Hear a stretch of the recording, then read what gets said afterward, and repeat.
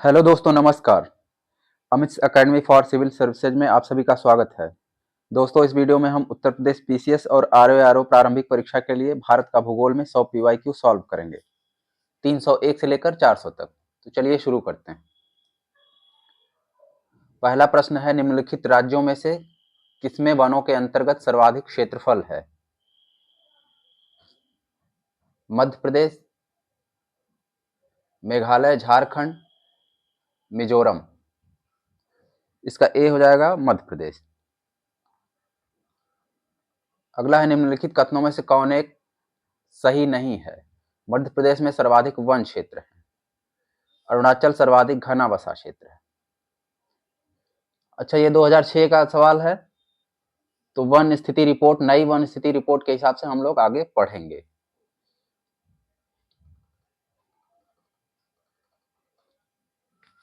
तीन सौ तीन पे है, भारत में निम्नलिखित वानस्पतिक प्रजातियों में से किस एक का बृहत्तम क्षेत्रीय विस्तार है? साल, शीशम, सागौन, देवदार। सबसे ज्यादा क्षेत्रीय विस्तार है साल का, ऑप्शन ए। अगला है, भारत के निम्न राज्यों में से किसमें सागवन का वन पाया जाता है? मध्य प्रदेश, उत्तर प्रदेश, झारखंड, कर्नाटक। तो मध्य प्रदेश में सबसे ज्यादा पाया जाता है सागौन, ऑप्शन ए। अगला है, निम्नलिखित कथनों पर विचार कीजिए। कथन और कारण। भारत में वन क्षेत्र का ह्रास भारत के जनांकी संक्रमण से प्रत्यक्षतः संबंधित रहा है। वन क्षेत्र एवं जनसंख्या वृद्धि में प्रायः नकारात्मक संबंध होता है।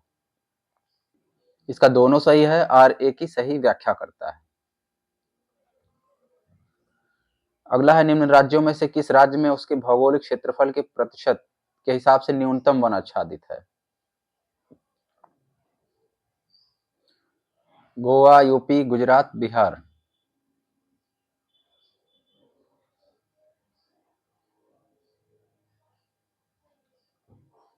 इसको छोड़ के हम आगे चलेंगे। 307वां है, वन प्रकार और प्रदेश। उष्णकटिबंधीय आर्द्र पर्णपाती, उष्णकटिबंधीय शुष्क पर्णपाती, अल्पाइन, उष्णकटिबंधीय सदाबहार वन। ये कहाँ कहाँ पाए जाते हैं? इनको मिलाना है सूची 1 से सूची 2। उष्णकटिबंधीय आर्द्र पर्णपाती वन तराई क्षेत्र, उष्णकटिबंधीय शुष्क पर्णपाती वन गंगा मैदान, अल्पाइन वन अरुणाचल प्रदेश, उष्णकटिबंधीय सदाबहार सह्याद्री। Option A. दोस्तों, मैंने आपको वनों, भारत के वन, वनस्पतियां वाले वीडियो में ये सब अच्छे से बताया हुआ है, कौन से वन कहाँ पाए जाते हैं। 308वां, निम्नलिखित में से कहाँ सदाबहार वन पाया जाता है? मालवा, पूर्वी घाट, पश्चिमी घाट, छोटा नागपुर। सदाबहार वन पश्चिमी घाट, ऑप्शन सी। पश्चिमी घाट पूर्व उत्तर क्षेत्र की पहाड़ियां, अंडमान निकोबार। ये सब भूगोल की क्लास में मैंने आपको बताया है।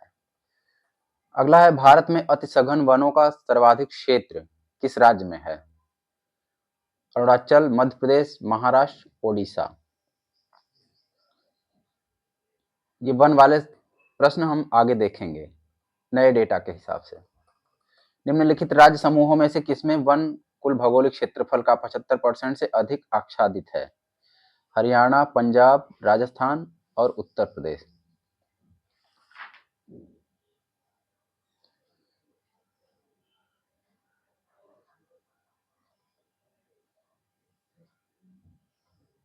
अरुणाचल, असम, नागालैंड। अच्छा, इन्होंने सवाल ही गलत दिया हुआ है, आगे चलते हैं।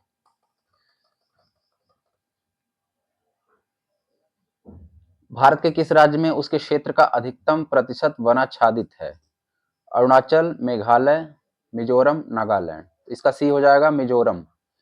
अधिपादप मुख्यतः पाए जाते हैं कोरधारी वनों में, मानसूनी वनों में, सवाना में, विश्वतीय वनों में। इसका डी है विश्वतीय वन।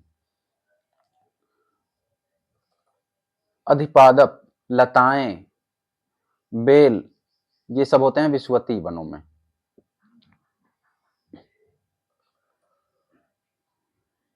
अगला है, India state of forest report 2017। इसका सवाल आना नहीं है, आगे चलिए। भारत में कुल भौगोलिक क्षेत्र में वन क्षेत्र का सबसे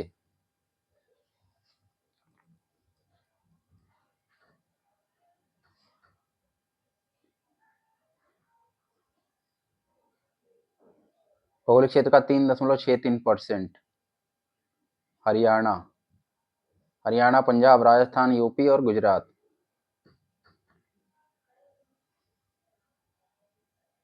इसमें सबसे कम हरियाणा में है। अगला है सूची 1 और सूची 2। उष्णकटिबंधीय वन, शंकु वृक्ष वन, कक्ष वनस्पति, पतझड़ वन, ये कहाँ कहाँ पाए जाते हैं? उष्णकटिबंधीय वन साइलेंट वैली, शंकु वृक्ष हिमाचल, कक्ष वनस्पति सुंदरवन, पतझड़ राजस्थान। Option D. अगला है गुड़गांव में राष्ट्रीय बागवानी बोर्ड की स्थापना किस वर्ष हुई थी?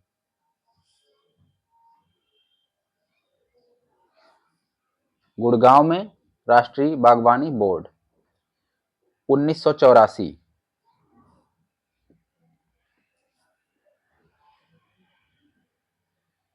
इसमें यही सवाल फिर से आ सकता है कि राष्ट्रीय बागवानी बोर्ड की स्थापना कहाँ हुई थी? गुड़गांव में। अगला प्रश्न है राष्ट्रीय वन नीति 1952 के अनुसार निम्नलिखित में से कौन सा वन का संवर्ग का नहीं है? राष्ट्रीय वन, राष्ट्रीय उद्यान, संरक्षित वन और ग्राम वन। इसका बी हो जाएगा राष्ट्रीय उद्यान।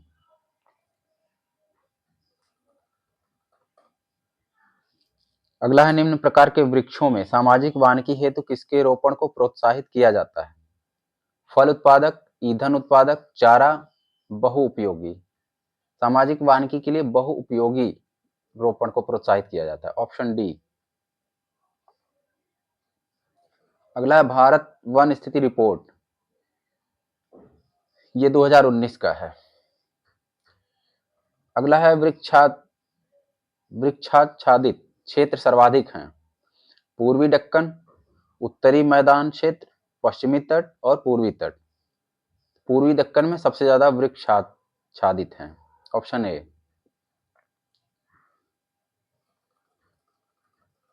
अगला है निम्नलिखित में से कौन सदाबहार फल वृक्ष है? सेब, बादाम, आड़ू, लोकाट। सदाबहार फल वृक्ष है लोकाट। Option D. अगला है राष्ट्रीय वन नीति में भारत का कुल भौगोलिक क्षेत्र के कितने प्रतिशत क्षेत्र पर वन रखने का लक्ष्य है? 1/3। Option D.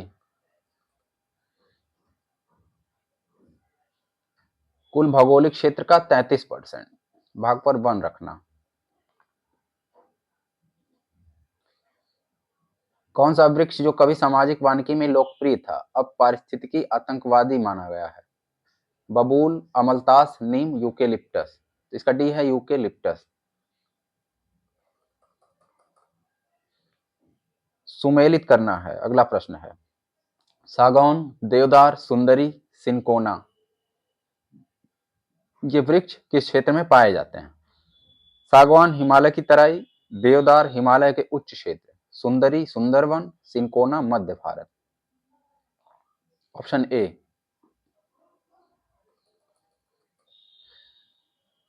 निम्नलिखित देशों में से किसमें कुल भौगोलिक क्षेत्रफल के 70% भाग पर वन बनाए रखने का संवैधानिक प्रावधान है? मालदीव, नेपाल, भूटान और अफगानिस्तान। इसका सी है भूटान। इस प्रश्न में भारत के पड़ोसी देशों के वन क्षेत्रफल के बारे में पूछा गया है। भारत के कुल भौगोलिक क्षेत्रफल में सघन वनावरण का प्रतिशत कितना है?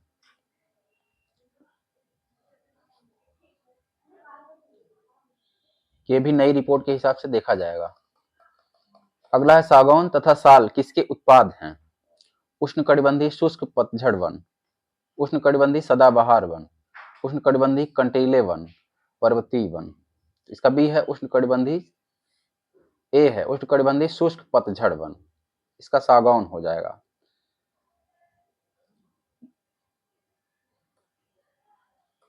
निम्न में से कौन सा मैंग्रोव क्षेत्र गोदावरी नदी के डेल्टा पर अवस्थित है?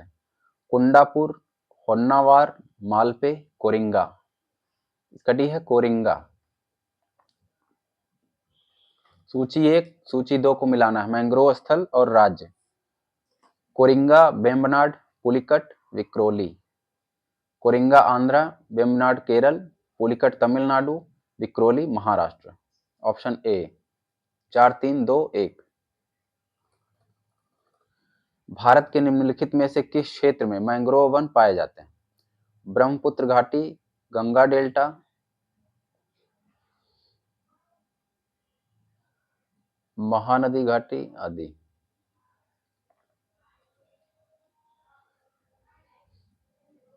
इसका हो जाएगा बी, गंगा डेल्टा।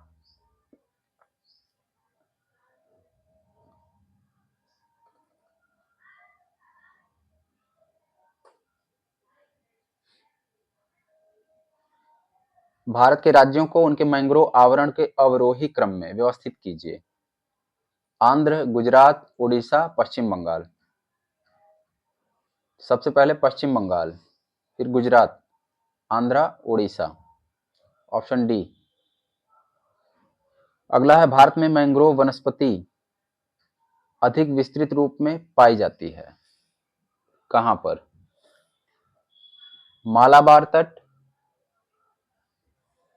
सुंदरवन, कच्छ, तटीय उड़ीसा। इसका बी हो जाएगा सुंदरवन।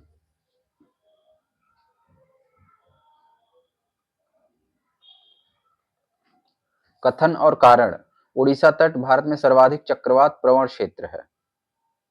कारण है, महानदी डेल्टा क्षेत्र में भारी मात्रा में मैंग्रोव का निर्वनीकरण हुआ है।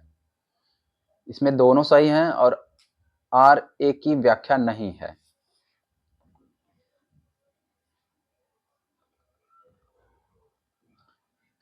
निम्नलिखित नदी डेल्टाओं में से किन पर मैंग्रोव वन पाए जाते हैं? नर्मदा, सुवर्णरेखा, कृष्णा और गंगा।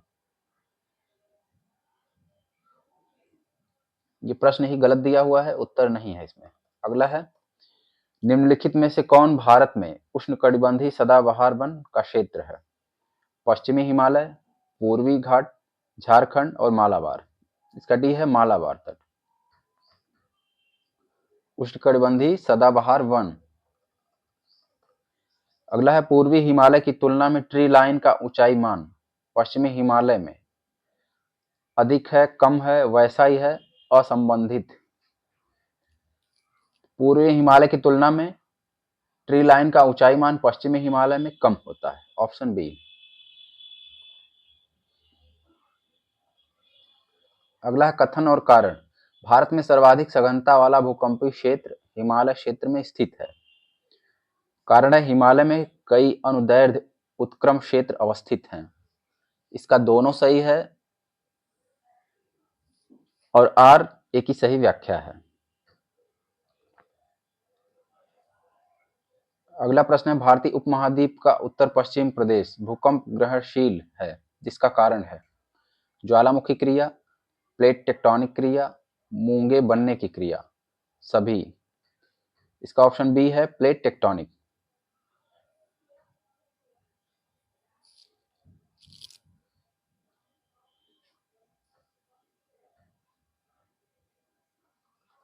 भारत का निम्नलिखित में से कौन सा क्षेत्र उच्च तीव्रता की भूकंपीय मेखला में नहीं आता है?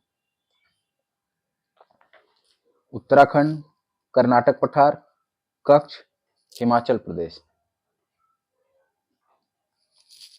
इसका बी है कर्नाटक पठार।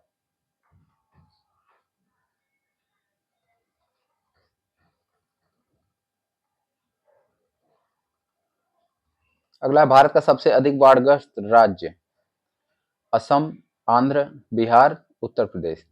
सर्वाधिक बाढ़ग्रस्त राज्य है बिहार। Option C. अगला है, कथन और कारण। महाराष्ट्र में कोयना क्षेत्र के निकट अधिक भूकंप प्रभावित होने की संभावना है।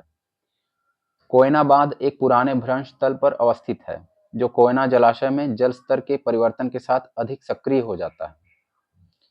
इसका ए और आर दोनों सही है, आर ए की सही व्याख्या है। Option A.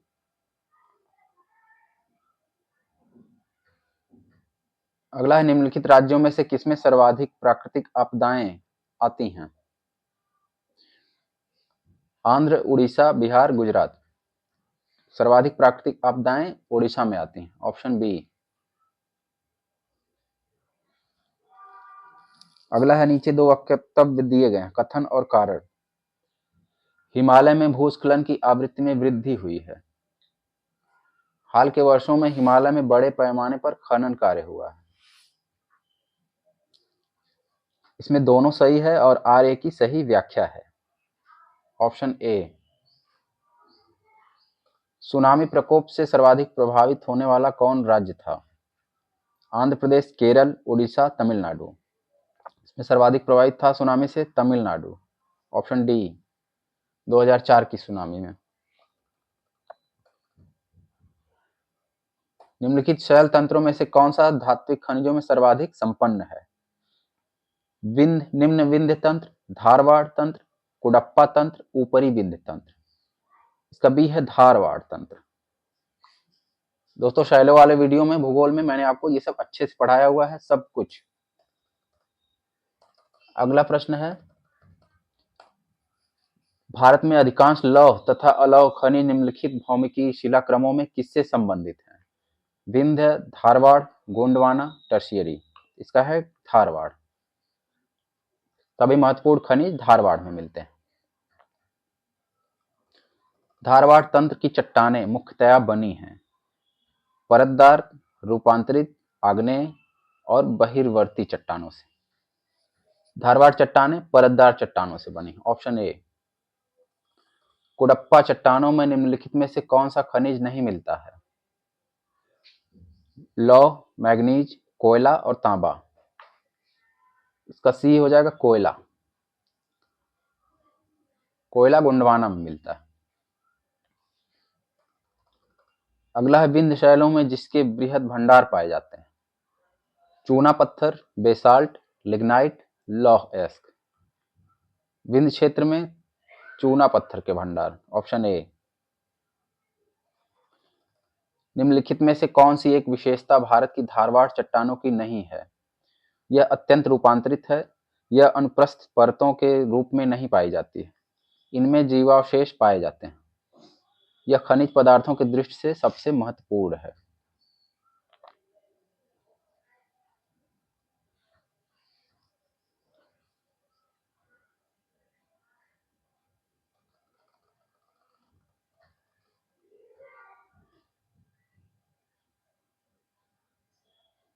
इसमें सही नहीं है जीवावशेष, जीवाश्म का अभाव पाया जाता है। निम्नलिखित शैल तंत्रों में भारत के कोयला निचयों का मुख्य स्रोत कौन सा है? धारवाड़, गोंडवाना, कुडप्पा, विंध्य। कोयला नीचे का मुख्य स्रोत है गोंडवाना, 98% कोयला। Option B. अगला है कथन और कारण। गोंडवाना शैल समूह भारत का लगभग 95% कोयला प्रदान करता है। अधिकांश लौह धात्विक और अलौह धात्विक खनिज धारवाड़ शैल समूह से संबंधित हैं। इसका बी है। ए और आर दोनों सही हैं, लेकिन आर ए की व्याख्या नहीं करता है। निम्नलिखित में से कौन सी चट्टान प्रणाली भारत में नवीनतम है? विंध्य, कुडप्पा, धारवाड़, गोंडवाना। नवीनतम है गोंडवाना। Option D. पहले आर्कियन, धारवाड़, कुडप्पा, विंध्य, फिर गोंडवाना।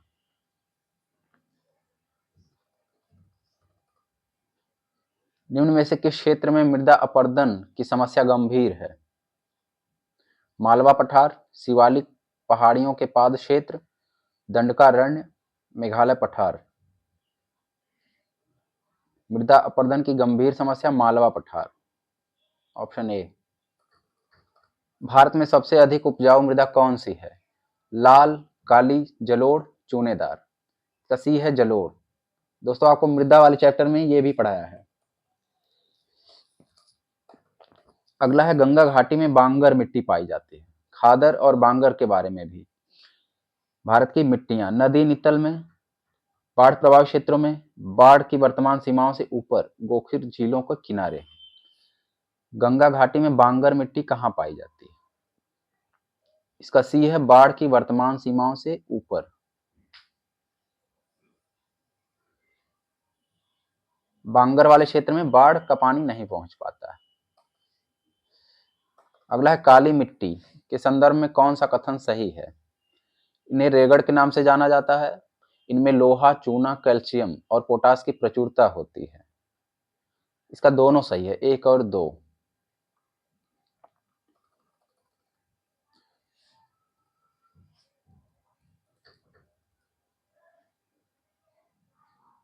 निम्नलिखित कथनों में कौन सही नहीं है? काली मिट्टी को स्थानीय भाषा में रेगुर कहा जाता है। क्रेब्स के अनुसार रेगुर मिट्टी अनिवार्य रूप से एक परिपक्व मिट्टी होती है।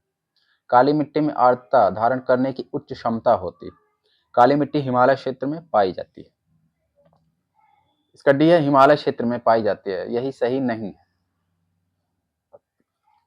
लावा मिट्टी पाई जाती है छत्तीसगढ़ मैदान में, सरयू पार मैदान में, मालवा पठार में, शिलांग में।